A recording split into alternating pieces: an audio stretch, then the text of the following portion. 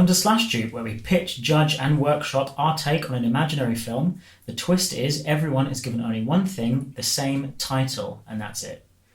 A slash dupe is film industry terminology for a rough, usually monochromatic work print of a film used in the post-production stages for purposes such as scoring or dubbing, more prevalent certainly during the days of physical film.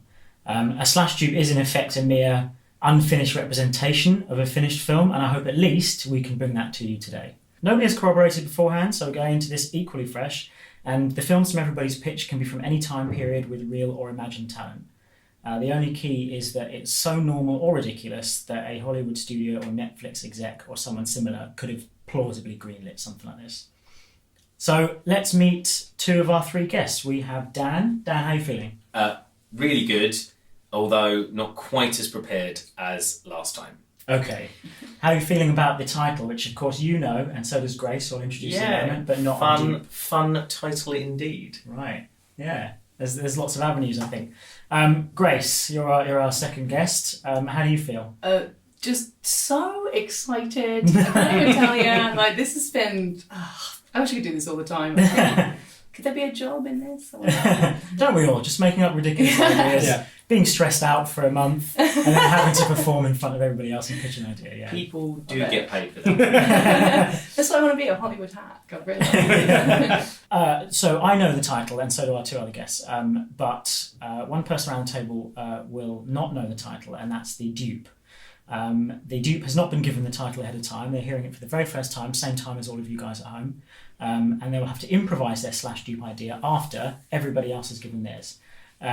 So today, again, our dupe is Ryan.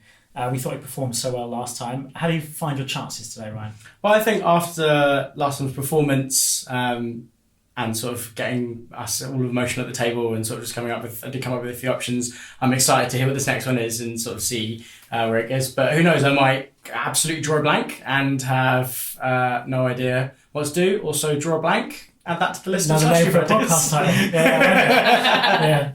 And anyone else has any good podcast titles for us to do for Slash Dupe, just send them in. You know, we're happy to take any... add them to the comments. Add them to the comments.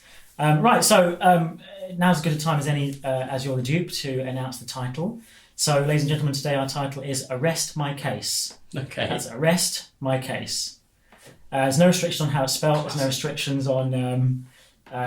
just a little bit of information. This is the title that sparked off this podcast. This is the first title that we were laughing and joking about as friends a few years ago as being the sort of film or the sort of show or something that Hollywood would make. So, the title is Arrest My Case. Who wants to go first? Who's feeling like they can go first? Grace, you've done far more prep than me on this one. I'll go first. Amazing. Okay, all right. So I have about 4 pages of prep. Who doesn't want to hear 4 pages of prep on a podcast? Yeah. And I shall be reading every word. So I've thought about it a lot. A lot of that thinking was on the car journey on the way here, but I've kind of had it in my head. Impressive how you could write it down at the same time. I'm an impressive chauffeur driven. Yeah. That's what it was. So, Arrest My Case, my version of this film, which the more I've thought about it, the more I think it probably does exist. Right. It was released in the year 2000. Right. Interesting.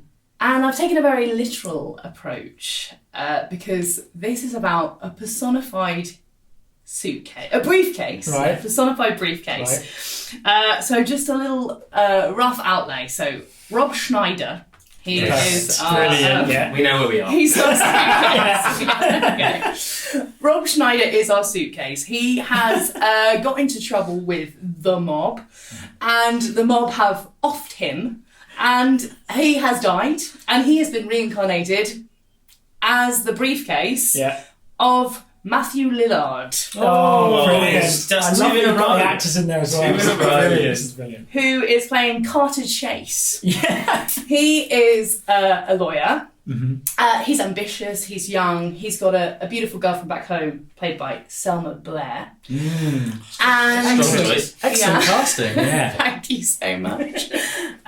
Should have worked in casting. And so this is where the story begins. It's sort of, the idea is the Hollywood hacks have thought, how can we do something? We want Liar Liar meets The Mask. Right. We definitely can't afford Jim Carrey. Yeah. Who else is kind of like wacky enough to tussle about in an amusing way with a briefcase? Yeah. Matthew Lillard. Yeah, of course. Who's crazy enough to be that briefcase? Got Rob Schneider. Yeah. Schneider. So is this before yeah. or after Matthew Lillard did Scooby-Doo? The live-action Scooby-Doo. Where do we know? Where is it in the timeline? I think it's slightly after. Right.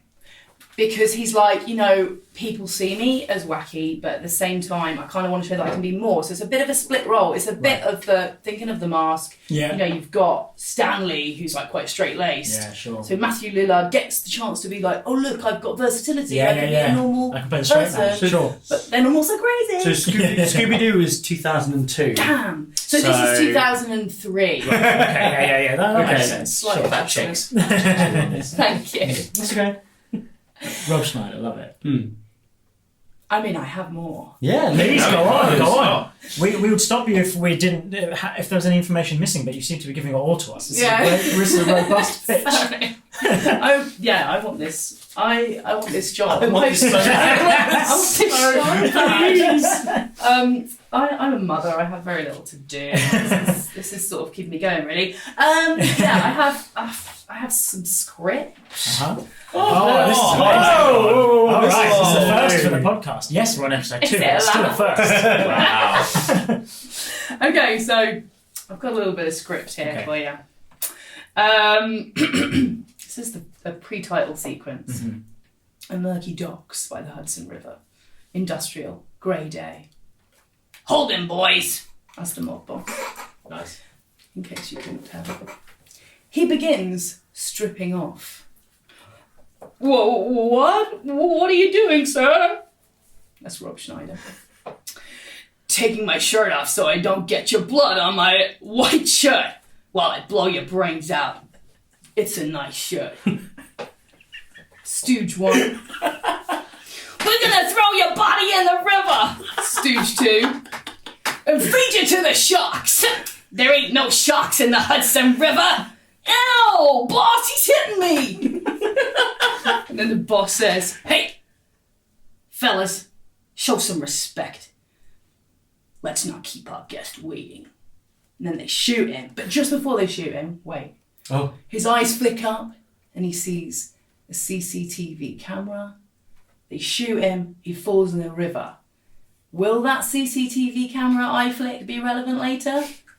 It remains to be seen. And also, very relevant. Brilliant. That's That's the opening. I was there. I feel like we need to Yeah, that's that's all. all. And then, title sequence, and we cut to Matthew Lillard. Yeah. He's walking through the town, he's going to his office, and then the whole thing begins. Just one more thing that you should know, very important fact. Mickey, that's the suitcase's name, his lover is Rosie Perez. And Right. I feel like that really completes the cast. Yeah. Is this Excellent a briefcase's actors. lover or his lover before he died? Before he died, Okay. they're still going to have some romantic element. Yes. And probably a sexual element if Rob Schneider's film Yeah, is sure. yeah, For sure. absolutely. The tone is still carried well, on. he can be put on the floor and then he can upskirt her in classic 2003 Yeah, illegal in this style. country. Well, Which has now been made Yes. illegal. That's Not why it's then. sort of this film's Not then, been really, yeah, not then, yeah. shelved Yeah, yeah. these days. People aren't. Yeah. So how was it Upskirting received can't at the bother. time when it came out? Am I asking this question too soon, or is it okay to Oh ask you this no, now? I think it's time we address this. I feel like it was the sort of film that would have played quite a lot on the TV.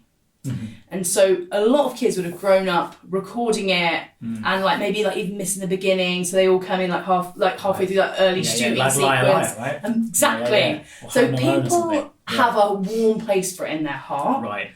but obviously it was panned by the critics. right. No one had any respect for Is it. it the film that comes on after Uncle Buck? Yes. Yeah. And before Home Alone. Absolutely. Before Home Alone, Yeah. yeah.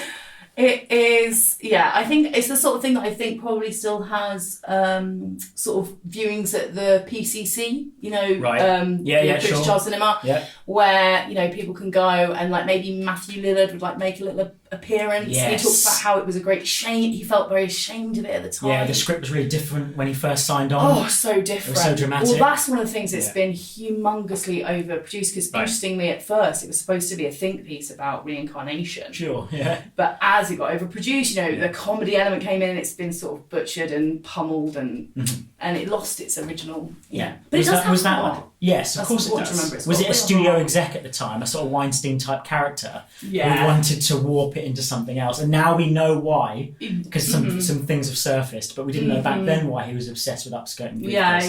Yeah. At the time I was like, Until he was found well. recently, with a briefcase on his head, in a hotel, Trying to just bathroom. change it. But yeah, okay. So some sort of meddling exec is coming. Yeah, they've really Bob pushed it. Odenkirk, not the one from Better Not- Call Saul, but the one who did When Nature Calls. Yeah. He probably had a hand in it. Yeah. Is the briefcase Who Framed Roger Rabbit alive, or is it a briefcase with just a voice that comes out of it? No, so it's like so only he can see. Well, actually, only Carter, who is the lawyer, Yeah. did that. Only he, and then later on, it turns out also Rosie Perez can Of see course, the but she loves briefcase. Can see it. It's not even They can a physical... see. No, it is a real briefcase, Okay. but everyone else just sees a briefcase. This is where all the sort of Yeah, the screwball mumbo-jumbo comedy comes music. in. Yeah, of course. Because as far as they're concerned, he's just going crazy with a briefcase. But as far as they're concerned, it's this crazy Rob Schneider. It has feet. It can move feet. So it's wow, head, feet, hands. Is it maybe like hands. Maybe Rob hands. Schneider To be hitting decided, hands on like CGI'd? Yeah, onto it's all sort of it's his face but Yeah. CG'd, Yeah. sort of the like the mask. Does it come like the out shaggy of the dog. briefcase, or is it on the It's briefcase? like- It's in part of the leather. So the briefcase, just for those listening at home, it would Chris be making amazing on faces. on either Taut. side of his head. There's still the briefcase, but the head's sort of coming through. Yeah. It's very Yeah, hard. yeah. The visuals would be very helpful. And there. sort of quite disgusting when you look at that. Yeah, definitely. Really quite it's horrific. quite yeah. Can at one point can he open himself up, take out a smaller briefcase and And he uses a small briefcase when he leaves. That's it. That has to be at the end, doesn't it? When he goes off to make his own. So, yeah. Yeah, absolutely. That's Yeah. very Or nice maybe they addition. have like brief, in the end credits they've got like briefcase kids, half kid, half briefcase. Well, that's body horror, But man. that would depend on how it ends. That's Yeah. true. Wow. But listen, let's not jump the gun. I'm sure you've got Yeah. more in the middle somewhere. And then there's a middle. Yeah. There's the whole thing. I thought a lot about it. Well, don't leave anything on the floor. Tell us all of it. So there's a lot of screwball comedy to be had. So the suitcase, the briefcase like pulls him through shopping malls and things like that. And this is where it gets important. You'll understand why. Pulls him through shopping malls. He becomes a disruption to society. So they arrest. You might see where I'm going. With that. Yeah. Pause I'd that. almost They forgotten the arrest title. Matthew Lillard. Oh, not And Nice he's twist. protesting because obviously he doesn't feel like Yeah. he should be the one Yeah. to Tell me be he being shouts out the arrested. title. So he says, "Well, don't arrest me. Arrest my case." Brilliant. And the I love a audience film goes, with "Oh, its title in the oh dialogue. yes, oh yes." They cheer, don't they? Sean and I have a noise for that, and Yeah. that is wow. That's the Ah! noise that we make in the cinema when they say the title of the film. We turn to each other in a comical fashion and Yeah. irritate everybody else. So me and Matt just go, "Oh, they said the Yeah, title." yeah. That's so much more efficient and less annoying. And Not I even acting. do it like even when I'm not watching films with Sean, I Pick still yourself. make the noise just Oh. because I feel like somewhere the connection. It's the such mental a Please connection- feel joy. free to carry this on in Yeah, the world, do it. listeners. And send us Yeah, videos the of noise you doing once it. one more time. Wow. Meow. There's a face that goes with that I Yeah, cannot because I keep describe. looking away at Dan at the same time. Yeah, it's a look of sort of like, it's a blank No, stare. well, I'll be honest with you. sorry to interrupt, but do you know what it is? It comes from in Hot Tub Time Machine when Craig Robinson looks at the camera and I love goes, it. Must be some most kind of I was Hot Tub literally Time just about to Machine. refer to that. Yeah, I was yeah. just about to say And that's the that was best the one. conception of it for me and Sean, and we Six something. Do it since then. Okay, so yeah. he gets the case gets arrested. So the case. No, so sorry, so he Matthew gets Lillard arrested. Chase Carter. Carter Carter Chase. Chase. And I did actually debate. It's interesting you brought that up because Yeah. it could be Chase Carter. Yeah. I really am open. Yes, that's open. I mean, to that's me. that's also a joke. 'Cause if that's a deal when they write breaker- his name down, like, because some people put last name first and stuff like that. Yeah. Yeah. So That's a little Easter egg, isn't it? For plot, those yeah. that Yeah. So plot Or maybe wise, somebody just changed it in the drafts. You know when people change names for no reason to put their ownership over the Yeah. characters? So he takes it and just that's their ownership. You know? And the just switch original writer the gets back and like, really? Yeah, Really? exactly. Yeah. You needed to do that. Come on, man. Okay. I'll take it. Think of the money. I'm a Hollywood hack. Yeah. So right, they've been arrested, Mm. but that's short-lived because in many ways that only happened to accommodate the title. So they get released. They're out on bail, fed up, and it's still they've been arguing. There's been a lot of arguing, like, oh, Matthew Lillard's really annoyed with this briefcase. Of course, I'm saying suitcase. Briefcase. That's the sequel. Yeah, exactly. But, you know, eventually they realise, like, actually, you know, they've got to work together and actually can help him. Like, the briefcase can help solve one of the biggest crimes around, and that can be great for Matthew Lillard's career because he's like, there was CCTV camera that day. Right. I can get you the mob boss. How do they know he is? He took his shirt off. There's a revealing tattoo. But how do they know all this information? They can't know the information because there's no one around. Who could have said it? Why would Matthew Lillard know? So that's where Rosie Perez comes in. Oh. So they have to go find the girlfriend. She's like, why are you talking about? I can't believe it. Rosie's No, here. that kind of thing. Oh, yeah, it was sorry, just- yeah, it was that was just me doing an disgusting. impression. Really good. Thanks so much. So they find her, and she's like at first shocked, but then also like because he's missing. You know, he's not even a dead person; he's a missing person. So you know, it's sad because he's obviously dead, A and he's missing also person's case? yeah, it's a Oh my missing God. person case. That was the working title. Could that be a tagline? Because I've been looking for a tagline. Yeah. I've really been falling short. A real missing person's case. A real missing person's case. But we're doing it. We're doing it. Yes. That's it. Gold. That is so good. Love it. Ah, what a relief to have found that tagline. So they find Rosie and they convince her to take the stand, and so they have this big court case. And the CCTV, he'd taken off his shirt, so there was a tattoo, which means it's undeniably him. And that's going to be quite a fun scene because you're going to have the briefcase is just sitting on the edge of the stand, and he's doing all the talking, but obviously no one can see them. And then Rosie's translating, and there's lots of screwball comedy antics. She's in love with the case still, right? She's so in love with the case. Can I also suggest when they watch the CCTV footage of him getting killed again, he's like, oh, I'm going to be sick, and the paper comes out. It's like, the suitcase opens, and the paper comes flying out. Yeah. Excellent. That's too good. This vision is really coming to life. So that all happens, and then this like redemption, real redemption storyline, and now of course he's been reincarnated into this suitcase, but now he can be free because not only has he managed to sort of lock up the bad guys, he's also managed to reconnect and explain what's happened to Maria. And importantly here, we need to talk about the subplot, because really what's been happening is that Matthew Lillard has not been being the loving partner that he should be. He's been neglecting Selma Blair for his job, the classic lawyer getting too ambitious.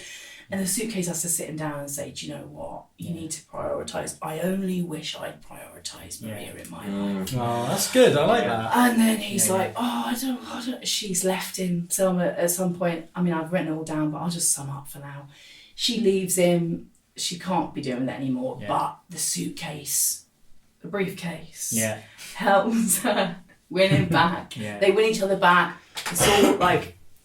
That's the lesson of the briefcase. Yeah. The briefcase has done its bit. He's done it. So what more is there to do? Exactly. But return the briefcase back to the river. Wow. Nice. Now that is not something I expected. Yeah, I did not. So I was trying to figure out how what happens. after best briefcase and wife.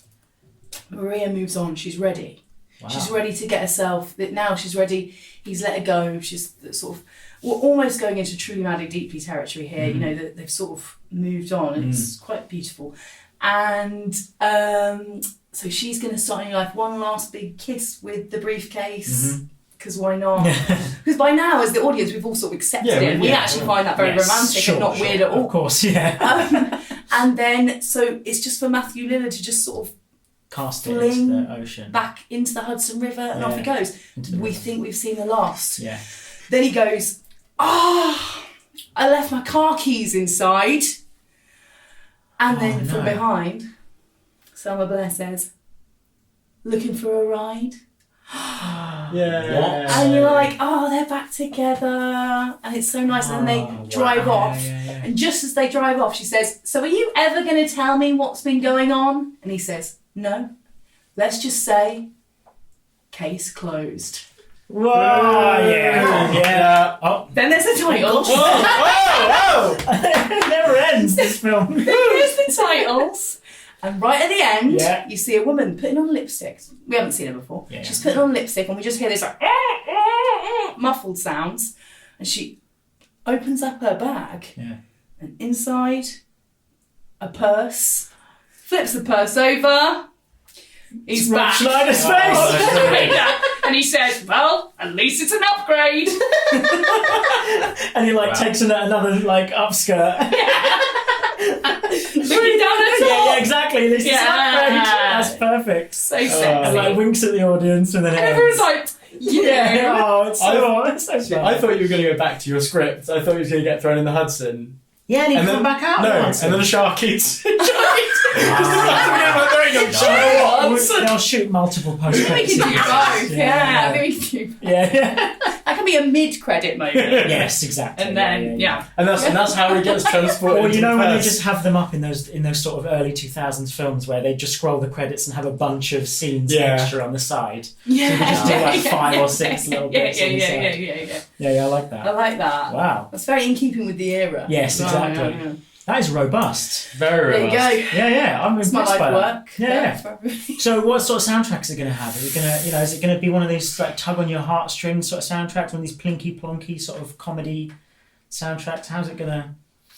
There will be, I think, moments of real tug on your heartstrings stuff. Like as you can see, it's not a shallow story. No. It's got real depth. Yeah. And I think some Branching strings lines. will. Yeah. A beautiful B plot. Beautiful. Yeah. So I was really trying to think of tracks that I could insert in, like existing tracks, but I can only just keep writing my own ones. I Really. think they one Goo Goo Dolls song in there, I think. Oh, it's got to be. We were talking about how we think there should be quite a lot of the sort of I don't know, like, hey there, you're an all-star, get your game on, go play. The sort of the jock jams, like generic American jock jams. jams. Right, Jock jams. Definitely. Plenty of those, Definitely. like when he starts get his life back into gear. Yeah, absolutely. Briefcase. But I found. I need help with the soundtrack. Really, I can hear it all in my head. I think you're right, because we've not had this. We didn't have this so far in the podcast. Is that it's almost a bit of saccharine soundtrack like they always do, but mostly just like saccharine score. I mean, but mostly just soundtrack. Just blaring, irritating songs of the time. Where's it set? What time period? New York, early 2000s. Okay, fine. Yeah. And like a bit where they go to a concert and the sort of soft rock band or rap Of the band time. is Yeah. playing. Like, so they can cameo. feature them. In Rat exactly. Race, it was. Rat Race is a perfect touchstone for the sort of tone of the That's scene. true. It's very true, and it was Smash Mouth, wasn't it? Because they play it at the end. Do you know what I mean? That's perfect. Yeah, I'm enjoying this. Get a bit of Weezer in there. Yeah, definitely. Current as well because of Frozen 2. Oh, are Just they saying. in Frozen 2, are they? They've done a cover of one of the songs. Oh, in it. okay, To fine. sort of try and bring themselves back into the It's great. So public did New Found Glory. If you as like well. that kind of thing. Did they? We all like Frozen 2. Come on, who doesn't? We all have a heart. So I would normally ask a question like this: what's the male-female ratio? But I could also like the idea of Selma Blair, being in it at the start as like an irritating shrew, and then only being it right at the end. I know I've already talked about You irritating said shrew that so twice far. in 2 But episodes. the period films, Period appropriate. Oh, so period appropriate. She's Yeah. very minimal, Yes. very two-dimensional, Yeah. just nagging. Yeah. Just the main thing women It just do. comes in at the beginning and the end. Yeah, I think there's a scene in the middle when he's supposed to, because I don't really remember from the script, but there was a party referenced. Well, guess what? He doesn't make the party, does of he? course he doesn't. Classic, because he's in jail. Yeah. So I think he comes in with the party and she's just like, I can't really do this for the listeners, but it's her arms folded, Yeah. it's just a shaking of their head, Yeah. it's just Yeah. a disappointed look, and then she might say something like, I'm going to my sister's. And Yeah, just yeah, walks out the perfect. door. With And a also- sad trombone. Maybe at the yeah, that's the score we need. Yeah.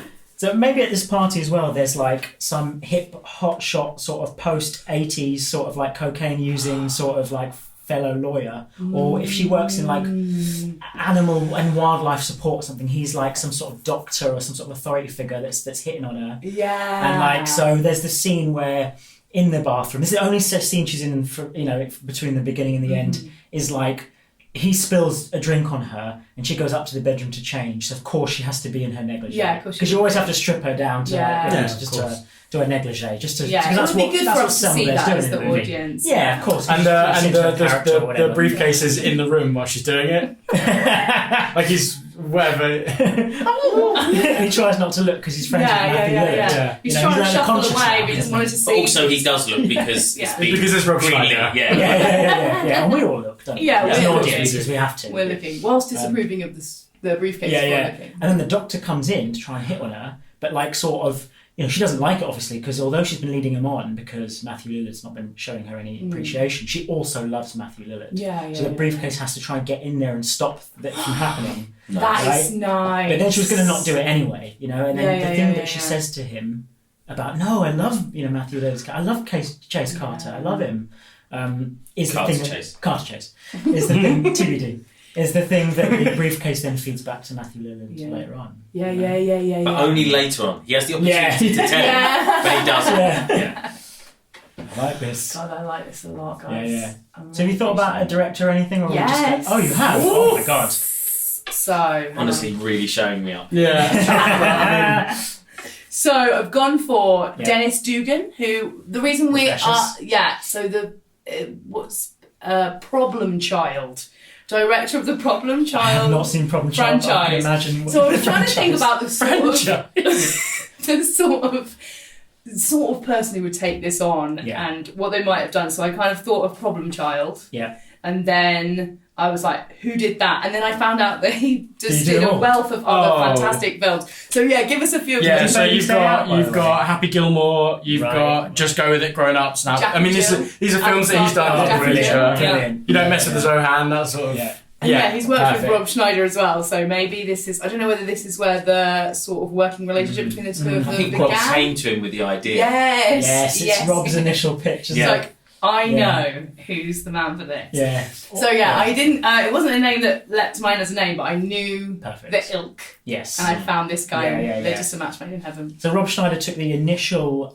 script, which was about reincarnation, about sort of what is a soul, and and it was a beautiful way of taking Eastern philosophy to Western viewers. And then he said, "I want to be a talking briefcase," and he like that's my And we were Rob like, Schneider. okay, And then they knitted those. Yeah, next director and him wrote it together. Beautiful. Brilliant. I mean, like, there's a lot of, in those movies, there's a lot of, like, subtle racism, I think. And who doesn't want to hear that on a podcast? No, I know. I'm Just just some saying, subtle like, are racism. you going to lean into that? Or, because you aren't doing it as of the time, I you think know? definitely because Like, is it going Yeah. to be, like, the person who owns the corner shop, are they definitely going to be Asian? Or, are you going to have to... for sure. I think with an accent. With an accent, most of the sort of would be towards the Hispanic community Yes. with the sort of over kind of jokification of Rosie Perez as a human being. Absolutely. She's Yeah, throughout her and I guess career. all the mobsters are going to be Italian Americans. so There's a couple Italian. of African American muggers in there. Yeah, absolutely. Yeah. Cool. Yeah. Just the overly violent, true to the genre. One of them will be Yes. a black guy. Yeah, definitely. Yeah. With an Yeah. afro. Yeah. yeah. I like that.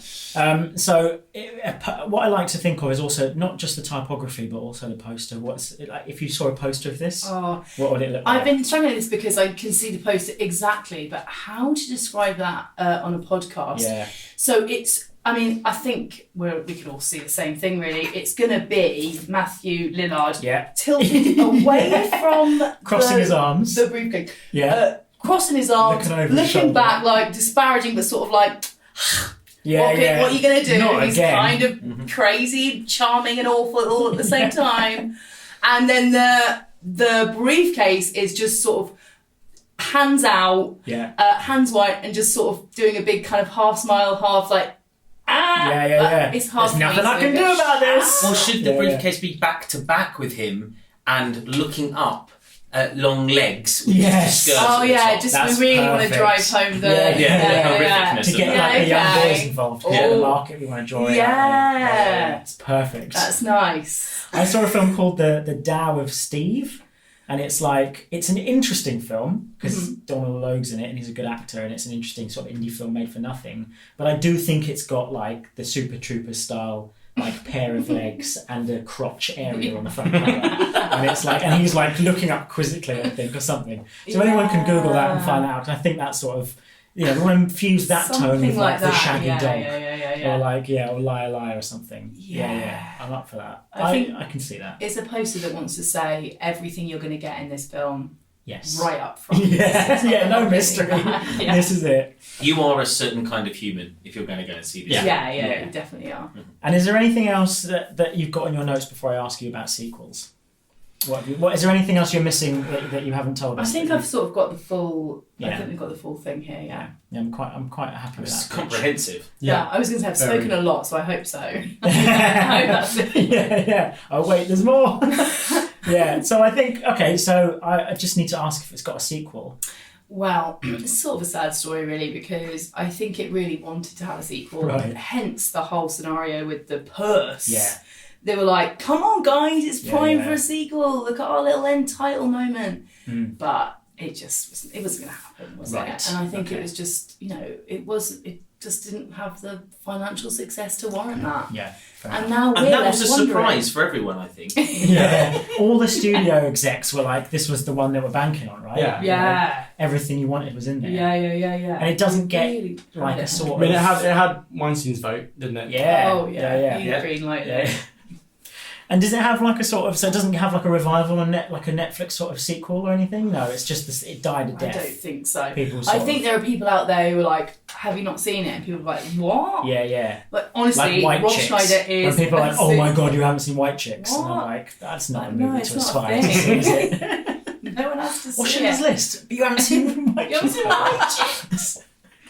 Yeah, sorry for anyone that loves White Chicks. It's an ongoing joke with me and Matt, because one time we were flicking past and I went, "Oh, White Chicks!" And I don't know why that enthusiasm for White Chicks. Are you a fan of White Chicks? No, never Oh, have okay. been. I think I saw like half of it, but I just went, "Oh, White Chicks!" Like it was my number one go-to fave. But they surprised me with having Yeah. Matt's like, I'm It's not like, sure I've made the right decision. Do I know you? Don't know what happened. Yeah. I'm not excited for White Chicks. Oh, he will be. You can get him into it. Yeah, okay. I mean, I'm happy with that. I would ask about premieres and bidding wars, but I think we've covered like where it's come from and its iterations, and I think we've also sort of gone over its reception as well. Yeah. So yeah, and I can see it. I can see it in my head. What a perfect picture. Great.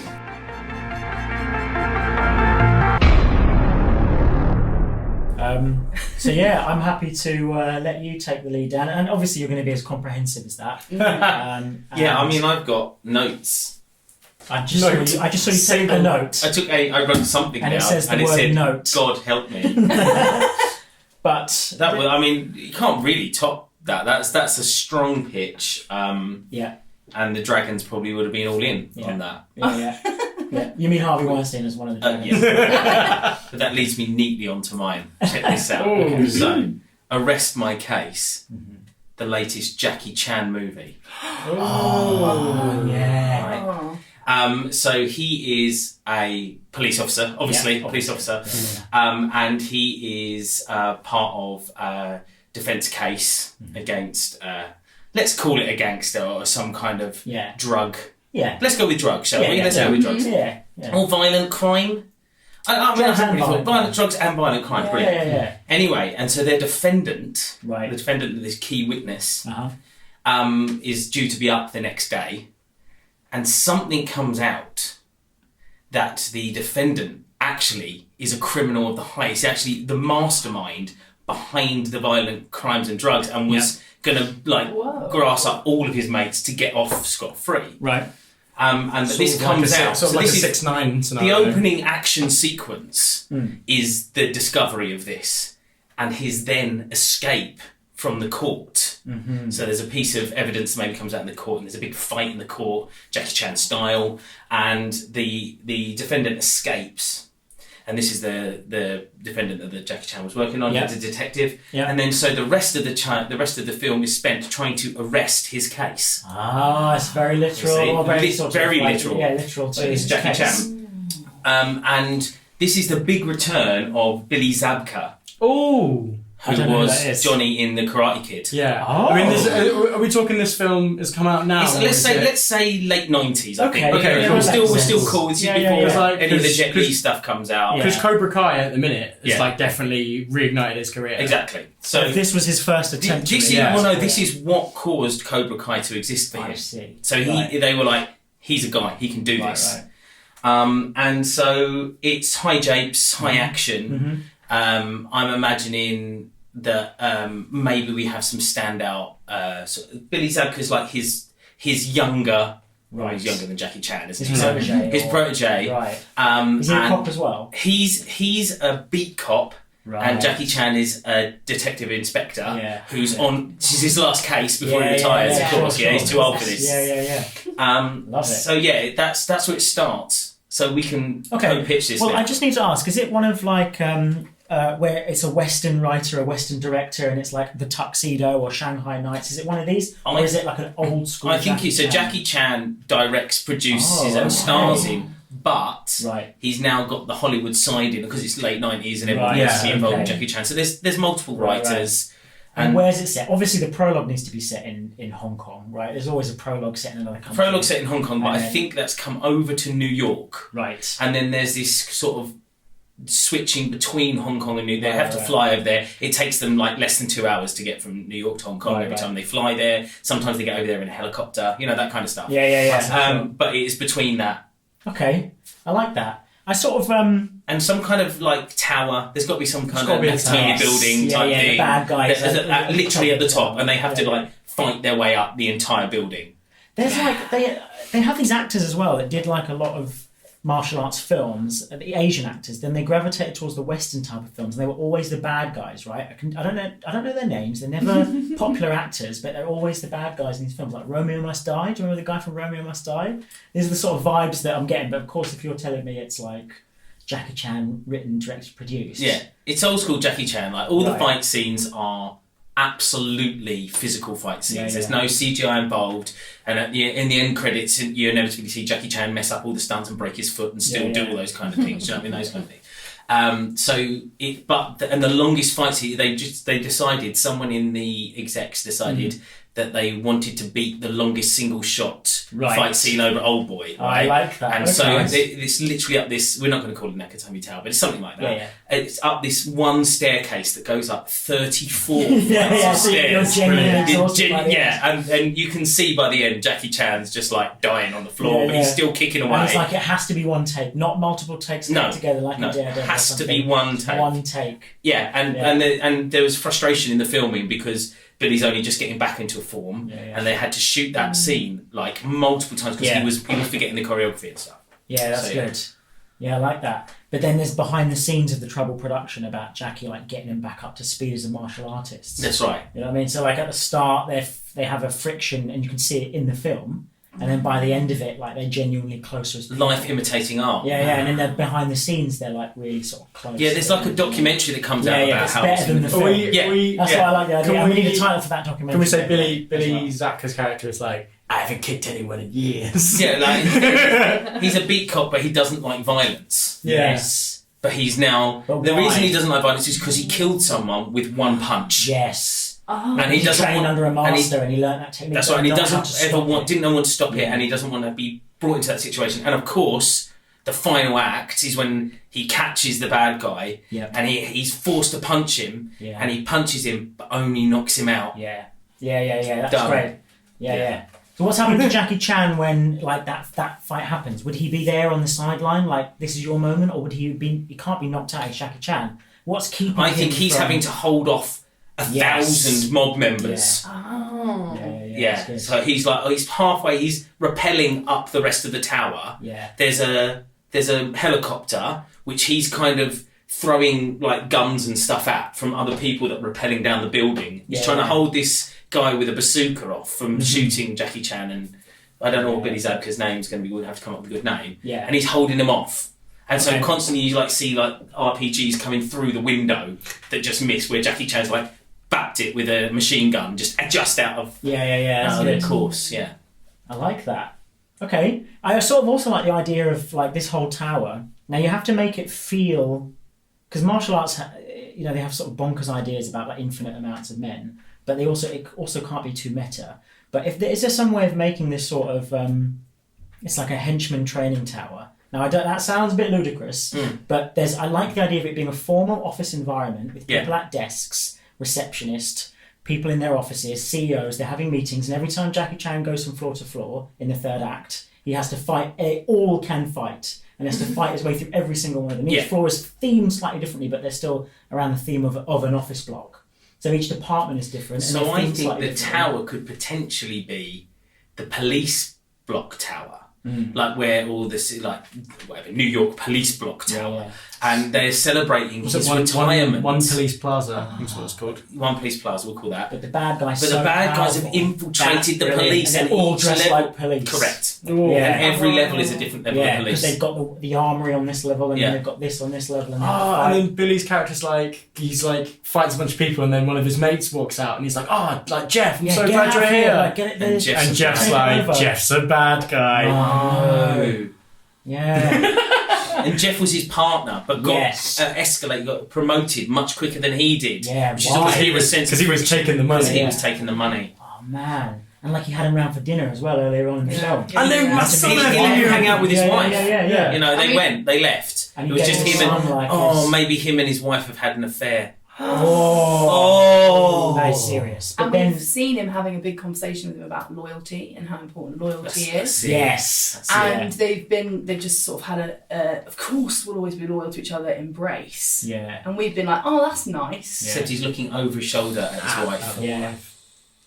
Oh. He says to his kid, like Jeff says, like, come find me when you're too big for your pops, on the beat. And he gives him like a coin, and it's like the coin, but it's like the coin On the other side, it's got the sign of the the bad That's guys. nice. Yeah. Oh, a cobra. We'll make Yeah, it a yeah, cobra. yeah. Of course. yeah. Yeah, has to Cobra be. makes Or maybe sense. just Or a a slightly dragon. different. Yeah, the Dragon, dragon. that's Yeah, it. absolutely. That's perfect. It has to be a dragon. Mm. Yeah. Oh, that's good. That's good. Him fighting up that tower block. That's the big thing. Really, the whole film is just about Yeah. that one sequence, which is a good 20-minute scene. Yeah. So And some of it's shot from like outside the tower block. Well, that's you see the bit those big glass with yeah, windows. but it still comes back and in Yeah, because it's yeah. one shot. Absolutely. Yeah, backing in. That's good, isn't it? I mean, you can imagine the Yeah. setup, the camera setup for that has got to be insane. Yeah. So who's the bad guy from? I know you put in Romeo Must Die, but I actually think it's the bad guy from Rush Hour. One of the Rush Hours. It's definitely got that Rush Hour feel, hasn't it? Yeah, but that's the sort of actor I think they always cast. This sort of guy who's like he's half Asian, but they'd have to be dubbed with American accents because Yeah. obviously, God Yes. forbid, an American would have to watch a martial arts film and Yeah. have to hear an accent from where martial arts originated. And God forbid we should have to go any length of time without hearing American accents. Yes, Yeah, of course. 100%. We can't understand any other type of Really, accent, can we? Yep. Yeah, okay, I like that. Maybe the bad guy is topped by another bad guy played by Christopher Lee. Ooh. Oh yeah. That's good. Always at the top Going of for the the bad sequel. guy. Going for the sequel, maybe. Wow. Yeah, so he's like the kingpin. Mm. Obviously, he doesn't have the physical prowess. Yeah, He's the he kingpin. doesn't need to. No. And he has. I don't know. I've thrown that in there. We'll workshop it. We'll spitball that. Yeah. I'm still keen on that. So who could be this martial arts foil? So maybe the guy he punches is like. Well, I think it's just a normal day-to-day like mugging, and he's just chasing someone down the street, and he stops them in an alleyway. They pull a knife and he punches them and he kills them because he wasn't in control of his power. Then at the end, who does that punch go to? The big bad. Right. While the RPGs just are going left, right, and centre, okay. and you can see it. He has to do it because otherwise he's going to die. Yeah. But he's so scared that he's going to kill. He doesn't. You can't kill him because you've got to arrest him. And we see it from like 3 different angles. Yeah. And from his own POV, and from the fists, and from the chest of the bad guys, it comes towards him, and you see like that slight blur, and then it disappears, just as it because he's in control, and you see his eyes kind of just the pupils stop dilating, just come back again, and then suddenly like Jackie Chan has just defeated everybody. And the last person to just collapse. That's right. Yeah. So I want to know who plays this villain. I have to picture it, you know. Yeah, I hear you. I've got to see it. Is it everything another Asian actor? I think it should be an Asian actor because he'd be wanting to give Jackie Chan quite rightly so want to give a job to like another high profile Asian actor. It's true. Or raise the profile of another Asian actor. Does it have to be Chinese? No, I don't think so. What about There's the guy from Wolverine. No, well, yeah, there's him. He's too good for this sort of movie. I was going to say maybe even Ken Watanabe. Yeah, but he's not. He's not really martial artist. Yeah, he's not. Unless the subplot is about them both being too old, you know, and like this is why he's making one last attempt. Oh, do you know what would be interesting? It's his retirement. Yes, exactly. Wow. You know what would be interesting? Donnie Yen. Bad guy Donnie Yen. Bad guy Donnie Yen. Yeah, I could dig Yen. that. Donnie Yen's good. Yeah, okay. Because you don't kill him. He gets KO'd, and then he gets his comeuppance. Yeah. So, of course, none of the bad guys get killed because Jackie Chan doesn't kill people. They just like get knocked Batman, out, right? Yeah, exactly. Yeah, of course. Okay, so would this sort of film get like I like to find out whether it gets a certain like a Criterion release with a special cover?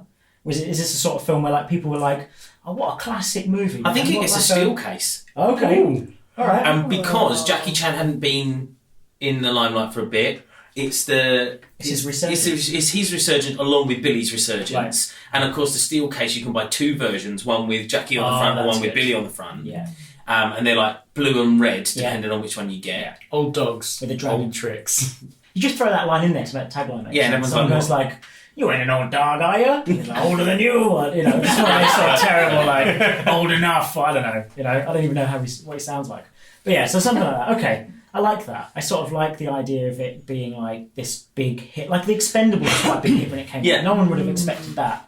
So it sort of is. Everyone's gone, wow, look at this thing. Like, how did this happen? But then it's gone. It's got the record books for the longest one take fight. And I think it's done very well. That shot. It's not just done for the sake of it. It's like it's earned its place in cinema history. It's Jackie Chan at his very, very finest. Yeah. All the things he's learned. Yeah. But perfect execution with excellent money behind it. And it gets released now, basically, saying it's a timely film that sort of comes out. I think it's like late 90s over the millennium. Yeah. And so there's like a behind the scenes, you know, on the Matrix Special Edition where they say that this film influenced them and like, you know, they couldn't have done it without. They couldn't have done it without that, and how they feel sad that they had to resort to CGI graphics to do what Jackie Chan could do with just physical. Just one take. No one will ever eclipse No one will ever be able to do that. No one really actually knows how it ever happened. Yeah. Do you know what I mean? In the documentary, you get the cameraman, you get the director, and you get some of the people on, and none of them tell the same story. Yeah. You know what I mean? Yeah.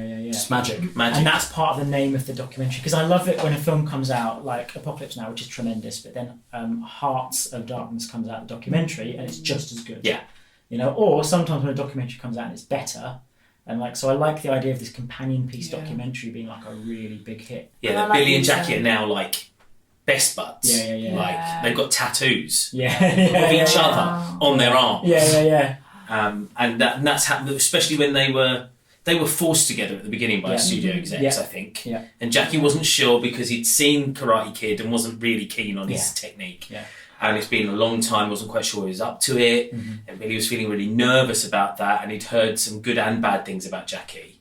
So that when Jackie was a little bit against him to begin with, he was like, he went home to his family, he's like, Jackie's exactly the person I was worried about. Mm-hmm. I don't think I'm going to be able to do this. I think this is going to be the end of my life now, my career. Sure. And then something happens in one take, and everything But clips together. as he's telling that story, Jackie's sort of there chuckling on the sofa. Yeah, It comes so fast. Yeah. absolutely. You can just listen there and enjoy. Yeah. the Jackie story, comes in yeah. with a cup of tea. Yeah. Halfway through, doing that, so he's like, A green tea. Yeah. Okay. I think it's one of those things where you say to people, listen, even if it's not your kind of film, you've got to watch the documentary. Yeah. Yes, And you're like, I don't know if exactly. and you watch the documentary, I've got to watch the I've film. got to watch the film, exactly. And then you're sort of now aware of a whole new genre that you probably would have dismissed. Yeah. So now part of me, now I don't know if this is the best thing we can do on the spot, but I would love to know the name of that documentary. If Arrest My Case is the film, Yeah. what would be the name of the documentary? So what I'll do is I'm going to throw the idea of this naming this documentary over to our adoring fans, and if you can come up with a good enough name that we all like around this table, we'll make a little trailer for the documentary as best as we can. But we've got to like the titles, and you've got to give it to us. You know, if our comment section's dry, then at least we don't have to do this embarrassing feat. It's very true. But yeah. So listen, I love that. I love that, Dan. Thank you for that.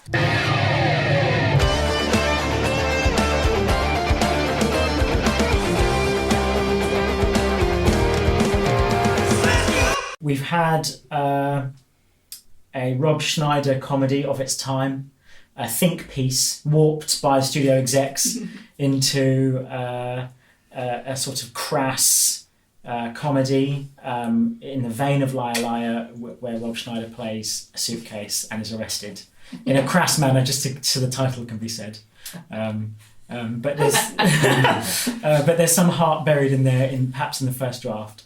And we've had, and that's from Grace, and we've had Dan's Arrest My Case about a resurgence of the career of Jackie Chan and Billy Zabka, is that his name? Yeah, it is. And Billy Zabka, who find kinship not just in the film but in real life, whilst shooting the longest one-take action film ever and making a sort of a fusion of East and West Hong Kong martial arts, written, directed and starred by a genuine Hong Kong actor.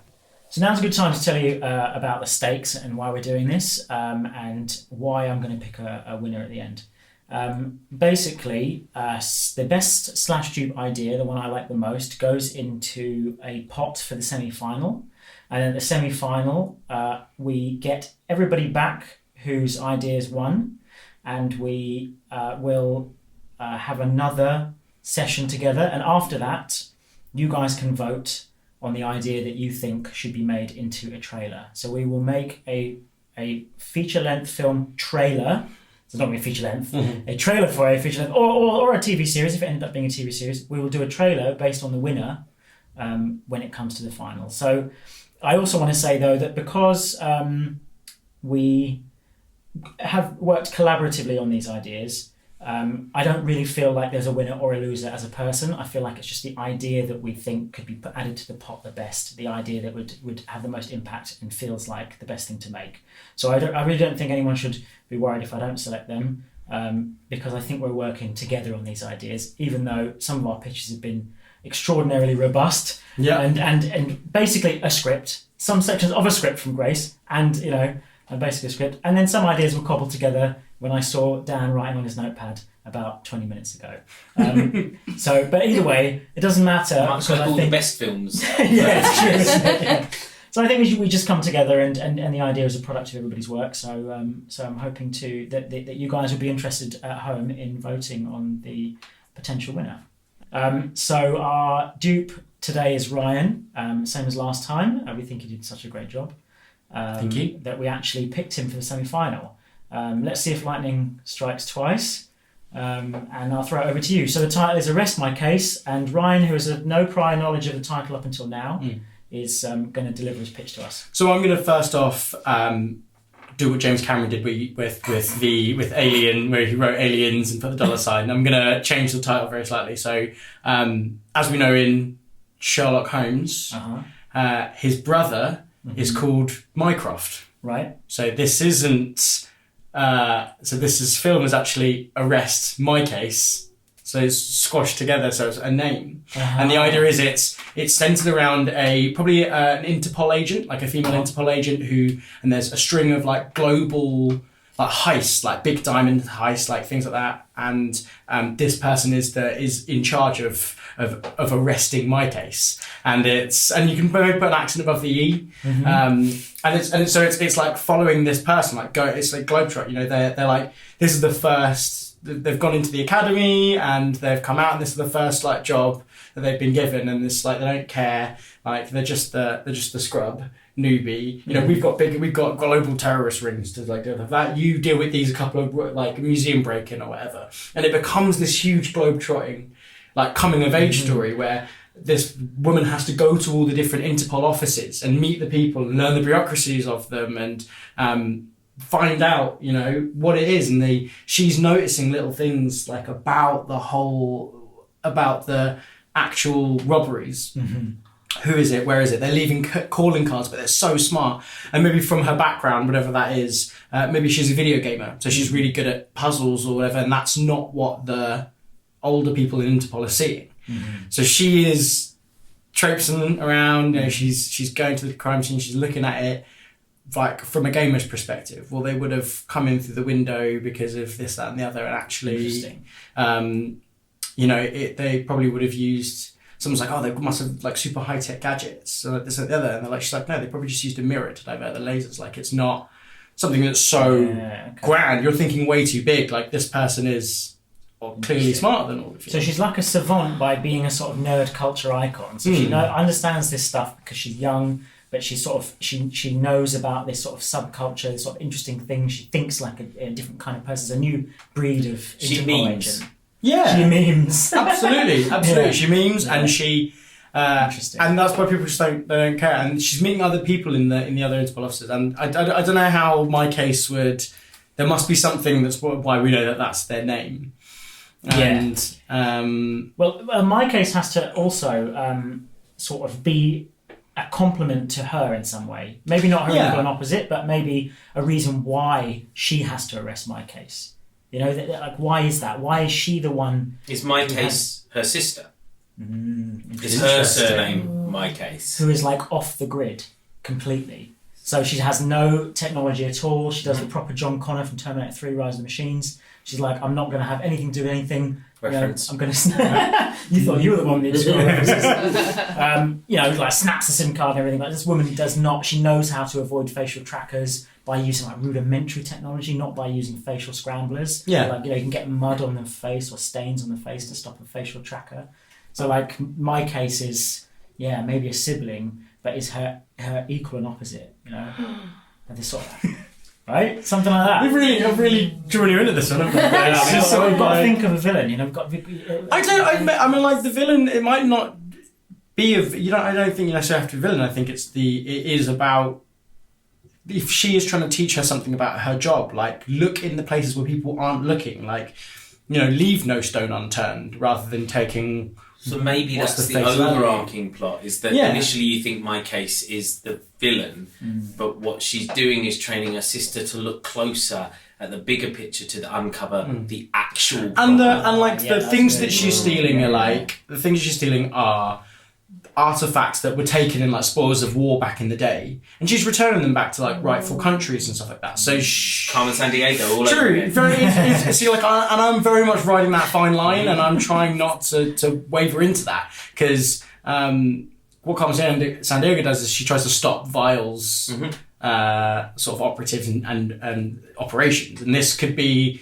in a similar fashion. She's like save it for up for the Carmen Sandiego podcast. This isn't the first time that we've been discussing Carmen. Too much in a row. It's not the first time we discussed Jim Carrey either. So listen, you wait till my pitch comes. Or you just call me nags. Yes, that's true. Yeah. So I think something like that, and I think at the end, you know, she'd get the call over the walkie-talkie, you know, like, has anyone seen her? And she's there in front of it. She's like negative, I'm not, you know, I've lost the thingy, and she lets her go and everything, because you know she's a force for good, and she's actually helped her. She's not just helping, she's helping people. Yeah. It's like, you know, the guy who was in thingy stealing the diamonds and giving them to the ruby the size of a tangerine and all that, you know, giving it from the Dark Knight. So sort of she's giving it back to people. It's nobody gets hurt, you know. It's not like she's a honest person.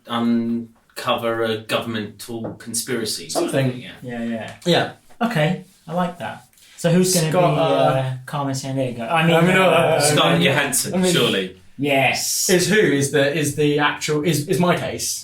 Ah, yeah, that would be better, wouldn't it? Yeah. Twins, so she plays them both. I think 'Cause she can twins, I was play gonna say, everything. I like it to be twins. Because she can. Yeah. Okay, yeah, twins is good. Yeah, and then like, And that's how. And then there's a point. Haircuts, If she's right? if she's twins, then it's like there's a point where she would steal her sister's Interpol card, and you have a whole scene where we see her like walking in the morning and everything like that, and she's like doesn't say hi to anyone. You think, oh, it's because she got scolded the night before, but it's not. It's actually my case going in and getting all the information off her computer and stuff like And that. can we, as the audience, spend some time thinking we're watching?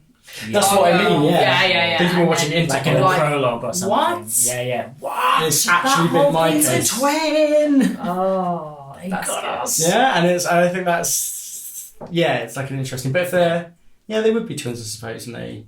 Just thinking if she was older or younger, but twins would work. Yeah, and it's released when? When is this thing made? I think it's And is it a relatively. film? I think it's a film. It's definitely a film, and it's relevant. It's got. You know what? It could also be. I think it's definitely Disney affiliated. Can it be one that they can and send straight to Netflix? I know we're talking about Netflix a lot, but I like the idea that like it's Not sponsored yet. Yeah, but we're looking for it. Whatever happened to Monday? These sort of films that they make with a big budget, on Netflix with like big actors. It had the girl who played Elizabeth Salander in the original Hornet's Nest or whatever, and then they had Willem Dafoe in it. And then they sort of fell into obscurity. These things sort of like. I think it's definitely. It seems like the sort of film that would not do well, but they would be made. I don't know. I think intentions. it has a very sort of the visual. So The Fall, for example, which was I can't remember who did it. Spike. Was it Spike? Someone new. The Fall.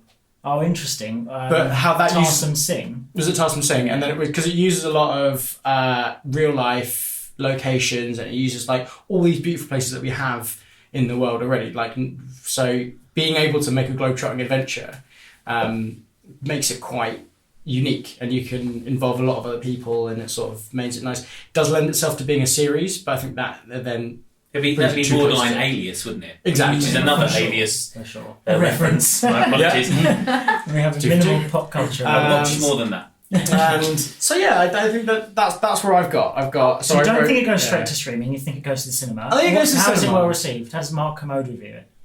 I think he says it's. I mean, he gives it a 5. I think 5 out of 5. Mark Commode. No, 5 out of 10. 5 out of 10. Sorry. I didn't realise his rating. This guy only likes. I'm just saying. Look, I think it's the way that it's good. It's interesting, teaches you a lesson, but it's not like anything that blows. It's not doing anything revolutionary. Right. It's trying to teach you a lesson to be a bit more. If anything, the lesson you're getting out of it is. Don't go see a film like this again. No, it's like. Do we have the guy from 4 Lions in it? I feel like he should be in it. Which the main character. I can't remember his name. Riz Ahmed. Riz Ahmed. Yeah. Yes. Yeah. I'm glad it was Ahmed was in there, and I wasn't just being like probably pulled on. yeah, exactly. He can be her. We can do that. Do you know what? Yeah, he can be a tech guy. Riz Ahmed is the tech guy. He can be the IT guy. Can you? So we haven't moved on. But he cracks jokes about being like at least I got into IT. Yeah, exactly. Your dad wanted to be a doctor. I wasn't a doctor, but at least I got into IT. Yeah. Well, there's a bit where he does some IT where like because she's quite techie, he can restart her heart using like the bodysuit she's wearing or her phone. Well, that's getting way too high tech, man. Uses like she's scrub level Interpol. And like I thought you were saying there was some sort of like she uses tech. No, she's like scrub level. No, she's the opposite of that. It's like she actually. Oh, I thought you were saying she was, like, and therefore that's what I was saying. No, so Scarlett. So my case is my case is bare bones. She's basic. She uses the stuff that like I said, they're like, oh, she must have had like some intricate hacking to do this and other, and they're like, no, she just used a complex series of mirrors to just direct the laser beams away so she could steal it. It wasn't the fact that she did anything. I sort of would have liked him to have restarted the heart and then gone like, see, Dad, I did some like doctoring after all or whatever. Do you know what I mean? Just for that line. Yeah, exactly. You know that some of these ideas are created just so they can throw in. Like, and sometimes he has to do like a maths puzzle, and he's like, I could have been an accountant. Yeah, exactly. Yeah. Right. We are Asian, and so therefore we're allowed to. Yeah.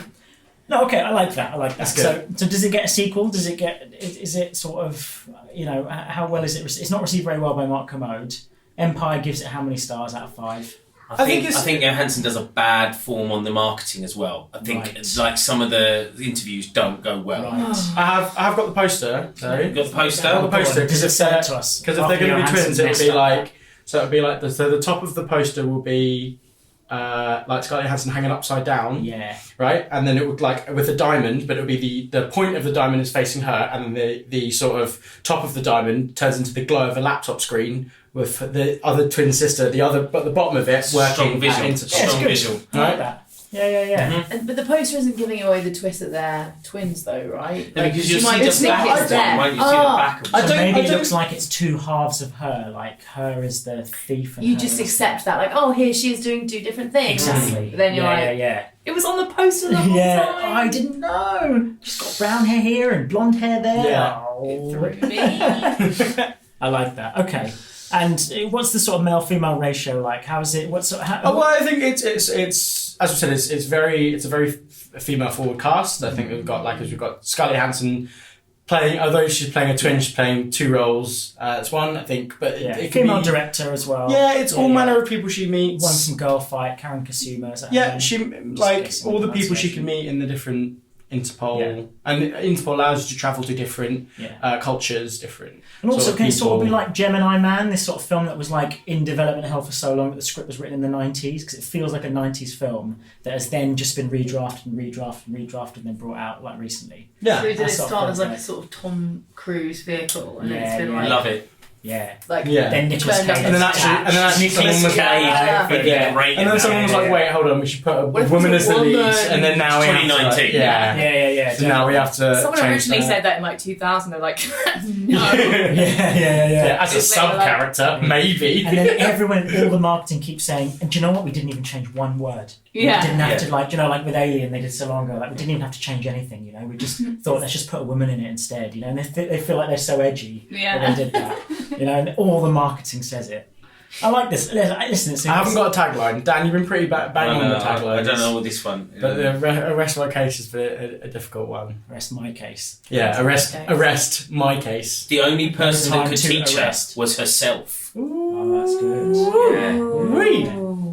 Or like no time to arrest. Wow. That's the tagline for my arrest Yes! my case. That's what it totally is. Yes. Yeah. I love it. Yeah. No bad ideas in workshopping. No bad ideas in No Slash Tube. arrest for the wicked. Why are we not doing any of We're all these? case-based. Yeah, we've all about done the arrest? case Yeah. through. No arrest for the wicked. Yes. Love that one. So Cool. listen, just quickly, I'll throw my idea out there because it's rubbish, but I just want to get it out there. And my notes are completely ridiculous. By I'm the way, reading I've them got a here, it character looks called hilarious. I've got a character called Carter, by the way. So I guess we're on the Whoa. there's something about the title, right? So I think now I've been talking about Jim Carrey a lot. I think it's a coincidence, but I like the idea that Jim Carrey, now that he's a serious painter, he thinks I'm going to direct a serious movie, and I'm going to take this topic that happened. So I'm going to be very careful about how I say this because it's nonsense. Okay. But I like the idea that it's set after the first. I like the idea. I can't even say that.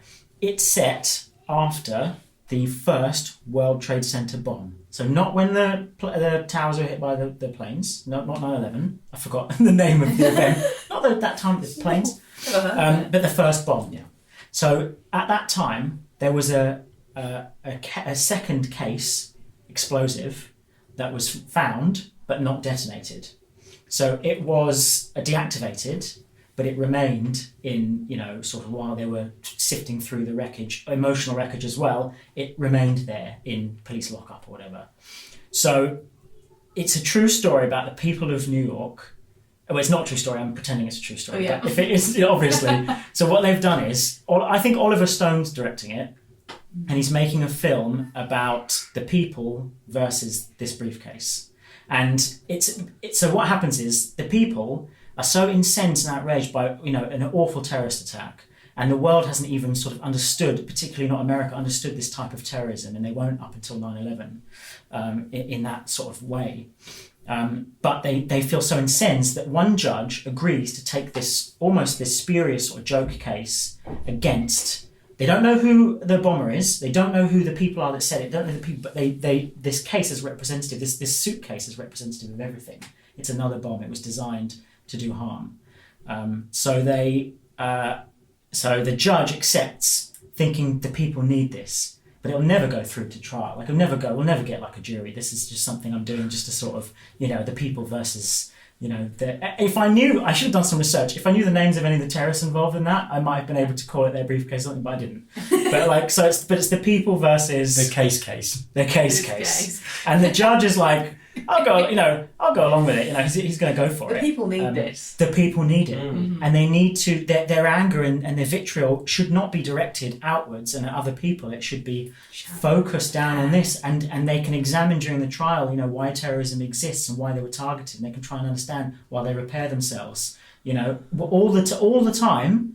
The judge is Tom Hanks, by the way. All the time, the defender. Is defending the case, and it's not saying anything. It doesn't say anything. Obviously. It's just a case that just sits there. I call the defendant up, and they just put the case. Yeah. And it's like a Miracle on 34th Street, but like a true story. Absurd that it happened. One of these BuzzFeed top 5, top 8 things that's so absurd it actually happened. And the judge, who's Tom Hanks, obviously. He allows it, and it goes through the full trial, gets widespread media coverage. And becomes like this huge blip event in world history that then is forgotten. Are the people who defend the case, are they like the lawyer for the case manufacturer? So it's like attachés, lawyers, for example. That's good. So they're brought in for because we don't want our case. We don't want our attaché cases to be represented as a terrorist. Absolutely. And then do they have to provide evidence of like good things that their cases have done? Like wonderful look at what it's done here. Kindness. Can we really pin it on the case because this who can briefcase belongs to one of the top surgeons in the world and it contains all of the paperwork for all these life-saving operations. Yeah, so they go down, and every time that happens, you see humanity being positive about this inane object that can be used for great evil and can be used for great good. You're saying this is based on a true life event, so you're saying that has, in our world, that will have now happened. I'm just imagining the idea that this is something that's sort of stranger than fiction. It's not a think piece from Jim Carrey about what would happen. No, I'm saying that this happened in real life, happened. And it's a historical film. And Oliver Stone is trying to do a career resurgence. When you got Gus Van Sant went off the rails a bit, and then did an indie film. So this film's not particularly very well. Oh no, yeah. Sorry, I initially thought was it Jim Carrey or Oliver Stone? So it's Oliver Stone's style, but I think Jim Carrey is trying to ape this Oliver Stone style of serious filmmaking. Right, okay, so it is Jim Carrey. Yeah, I think it should be made in the now, but this untold story of the true case. And so like... So he's just sort of been reading and been like, oh my god, yeah, I actually do remember that story. Why does nobody talk about it? God, that was a weird... Let me just dig around a little bit more. And then he's like, actually, here's a movie. Yeah, exactly.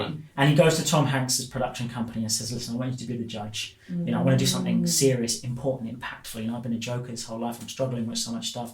I want to do something political. Let's do something relevant. And Tom Hanks is like, I'm the judge. I'll do it. So Jim Carrey isn't directing and acting. He's just directing. He's just directing. Okay. The defendant... Sorry, What's the other one called? The prosecutor. The prosecutor. I couldn't remember the word. The prosecutor is Kristen Bell, I think, or Kirsten Bell. How's she pronounced? I think it's Kristen. She's a Kristen. Kristen. She's a Kristen Now I'm Bell. doubting it as soon as I've said it. Kristen Bell will do. So she has to be the prosecutor. And the defender, I haven't got a defender yet. Mm-hmm. I don't know if I don't know who... Richard Gere.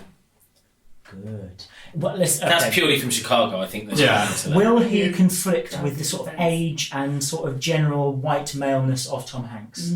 Will they be too much of a... Is that going to be one of the things that comes out in the review? Yeah, okay. Oh, yeah. Yeah, exactly. And also, he can and be they like... whitewash Tom Hanks' character because I think it should be like a Chinese judge or something. Right? I think there should be a sequence where he's like, where they make their opening statement, and he's like, I believe this briefcase is innocent because I have one too, and he puts one up and all the... And there's a thing where they're like, you know, That feels like more like Grace's film. or when they go like they sort of act like the bomb's live still, and everyone's so frightened, and you know, like the prosecutor would do that. When they bring the it's case an inanimate out. object, but Yeah. you think there's something more to it, and Yeah. all this sort of stuff to make the jury sort of powerful. But really, there's a message in there. What I want to know is, and I don't know whether you've covered this, but I'm guessing I know where it's going. What's the verdict? No, I really don't. That's a I burning haven't question. covered For me, this at all. that What changes world? who That will is- play the Oh, defence. So, yeah. so if the defence win, then you want a really great. We can get on Someone board who with could the a Denzel Washington with the type. lawyer. Oh, Okay. Denzel Yeah, Washington. but he's done, Denzel. he's done his lawyering, right? Yeah. Roman, whatever. You know, he's too good. What's the? Too good. I think it just ends on a cliffhanger.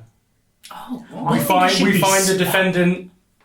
but We know, historically, 'cause we what know. happened though? We Alright, know. it's, We It's don't then get- it's we can hear Spike it. Lee in an acting turn. Right? You know how they get Werner Herzog to do stuff? Ooh. Yeah. You know what I mean? He does acting now. So Spike Lee, who I think would be quite a good actor, but in a way, That's an interesting. particular I would role. like to see that. If I And- saw that, I'd be like, I'm going to see it. and you're sort of like, you know, why is this African American defending? Like, you know, there must be something else going on. Why would he defend this thing? You know, surely it's like, no, but there's a reason for the defense. Everybody gets a fair trial. You know, even this briefcase, even in a briefcase full of terrorist equipment. And Well, bombs. there's your title, man. Everybody. Everybody gets a fair trial. or yeah, something like that. Yeah. So anyway, listen, it's a rubbish idea, but and also it messes with time. I'm sucked and- into the world, to be honest. We live in this world now. Where that's Yeah. happening. Yeah. Yeah. But I still really need to explains know a the lot. verdict. We haven't. Well, what? Should we leave it in the comments? Yeah, we need to know. What do need we, to- the listener, think? Yeah. I say we, the listener. You guys. I'm not going to listen. Like we We need did. to know. Yeah. Oh.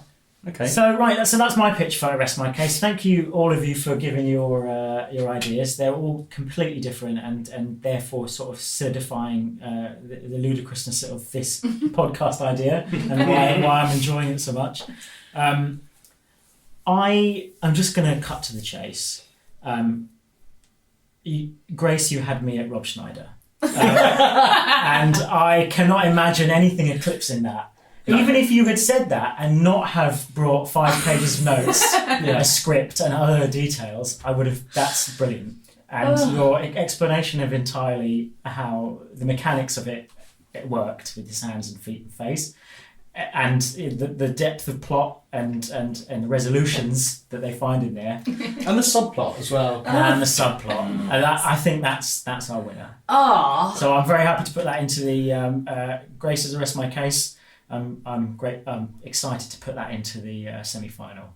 Thank you So- so much. What a trailer that'll be. Yeah.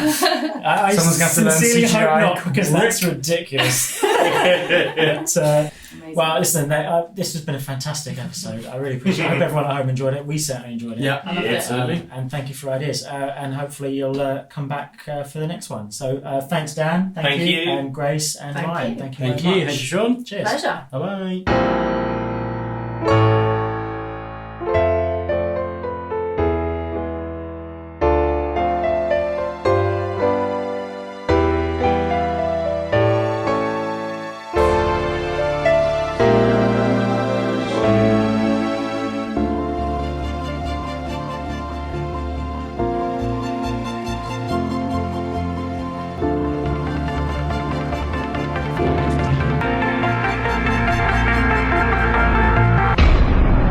But yeah. Can I just say, you did say the phrase, I'm just going to cut to the chase at the beginning of that. Oh. Wait. Dang That it. was- As in my even- character, cut a chase. Also, I'm just going to cut to the chase. Oh, cut it's so to the good. chase. Good. I mean, it's bad, obviously, but it's so good. Recorded in the Capo Studios 2020. What's up, Danger?